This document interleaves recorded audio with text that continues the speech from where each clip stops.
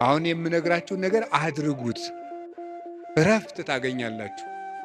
በተጨነቃችሁ ጊዜ ሞባይላችሁን ከፍታችሁ የሆነ ነገር ወደ ማዳመጥ አትሂዱ።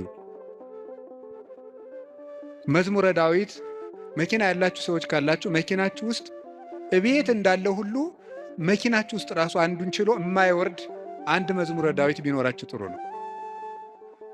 የሆነ ወረፋ እንኳን እስከምትጠብቁ የነዳጅ ወረፋም ሊሆን ይችላል አላውቅም።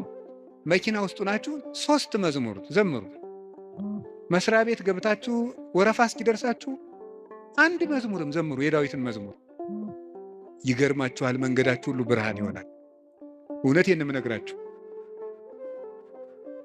መቼም ስብከት ድራማ አይደለም። በቅድስና ሕይወታችን አባቶቻችን አንመስልም። በእውነት እኔ በግሌ ብዙ የጎደፉ ኃጢአቶች ይኖሩብኛል። ግን በጸሎት በኩል ያልሞከርኩትን አልሰብክም።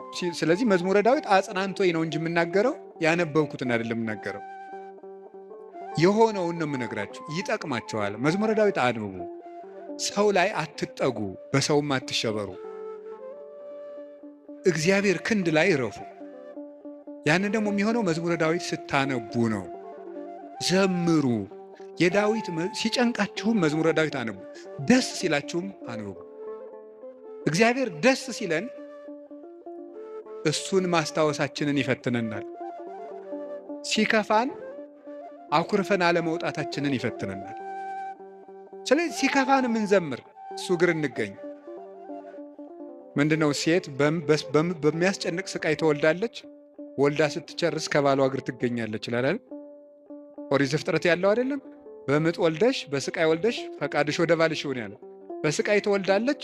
ወልዳ ስትጨርቅ ከባሏ ጋር ትውላለች። ይሄ ማለት አንዲት ነፍስ በመከራ ተጨንቃም ከሙሽራዋ ክርስቶስ እግር ነው መገኘት ያለባት። ትርጉሙ ይሄ ነው።